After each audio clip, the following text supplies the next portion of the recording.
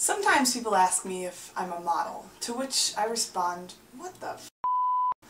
But what happens is that they associate my height with either sports or with model. Shows like Project Runway and America's Next Top Model perpetuate this idea of the tall model.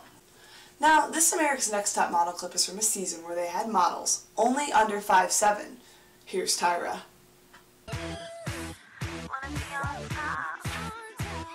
This is a clip from that season that shows the difference in the height of regular runway models who are on average 5'10" to these petite models who are 5'7" and below. This Wednesday, welcome to Malibu. The models learn to walk tall. I'm scared we're going to look like midgets.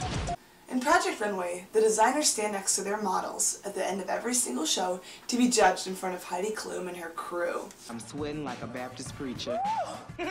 I thought I was literally going to disintegrate standing here.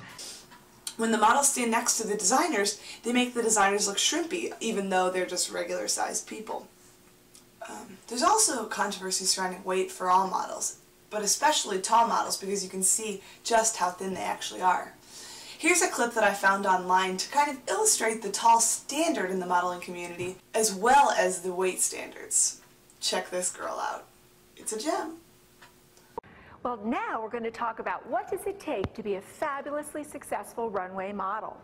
The first thing we have to understand is that there are certain requirements set by the industry that we must have in order to be a model. We have to be a certain height. 5'9" is the minimum requirement for being a runway model. And also we have a weight requirement. Very, very thin girls are really what it takes to be the best hangers for our wonderful couture clothes.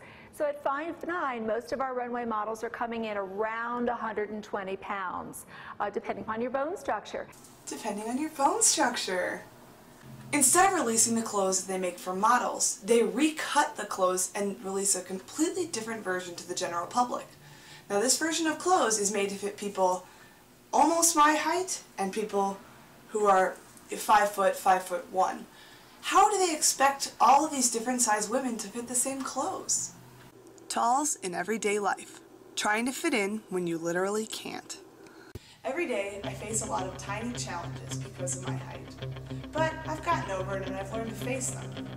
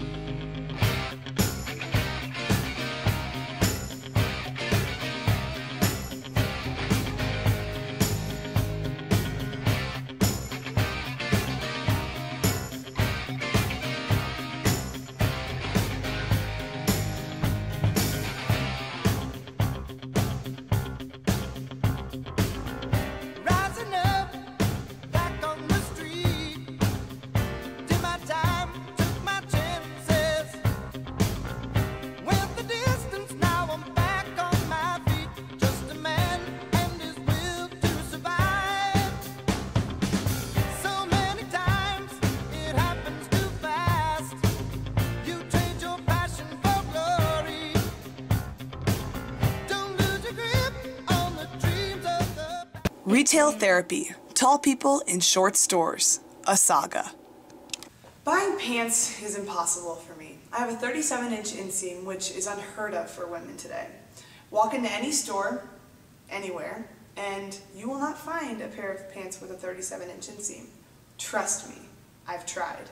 Men have it good. They know their inseam and their waist size, and they can pick their pants depending on this measurement. But for women, no matter what size you are, pants length is automatically determined by your waist size. Here's me trying on some regular pants made for the average American woman. Woke up cold one Tuesday. I'm looking tired and feeling quite sick. I felt like there was something missing in my day-to-day life. So I quickly opened the wardrobe, pulled out some jeans and a t-shirt that seemed clean, topped it off with a pair of old shoes that were ripped around the seams.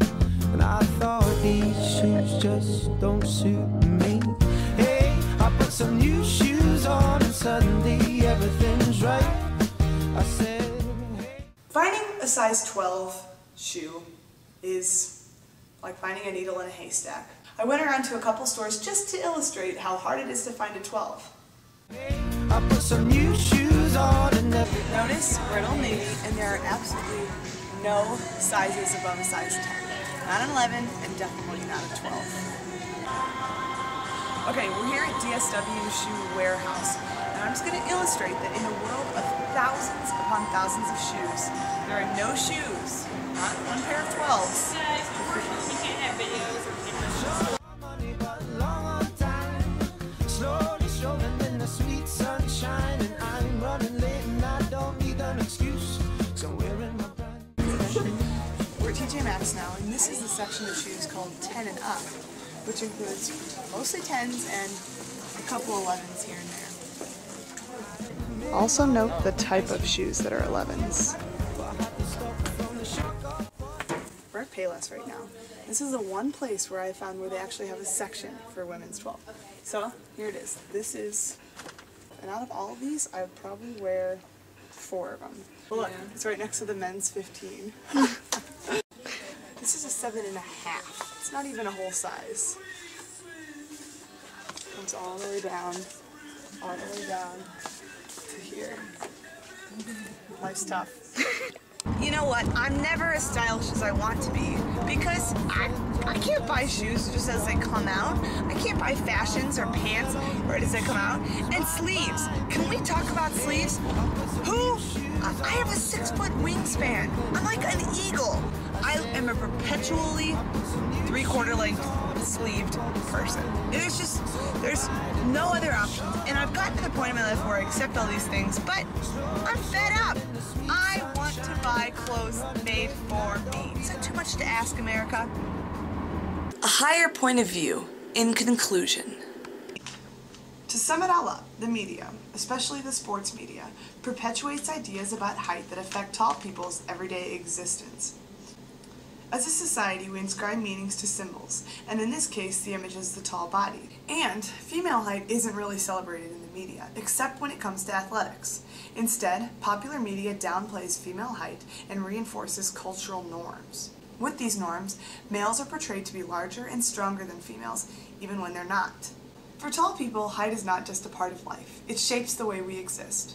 For females, the #1 determining factor in dating is male height, while guys prefer women on the short side. The science of it is sticky, but basically it comes down to natural selection. Females are searching for male power and strength, while males are searching for female fertility, a factor completely unrelated to height. So, again, the tall girl gets the short end of the stick. You can't cover up height like you would a small hunchback, ugly toes, or a hickey. It's there to stay, and everyone notices. People automatically assign meaning to the tall body, and they often like to proclaim these ideas in that tall person's face every single day. But Amazons of the world, don't try to hide under a shy personality or black clothes. It doesn't work. I tried it in high school. People will still see you. Instead, embrace it. Make a documentary about it. Joke about it. Love it. And for the rest of you out there, give the basketball question a rest.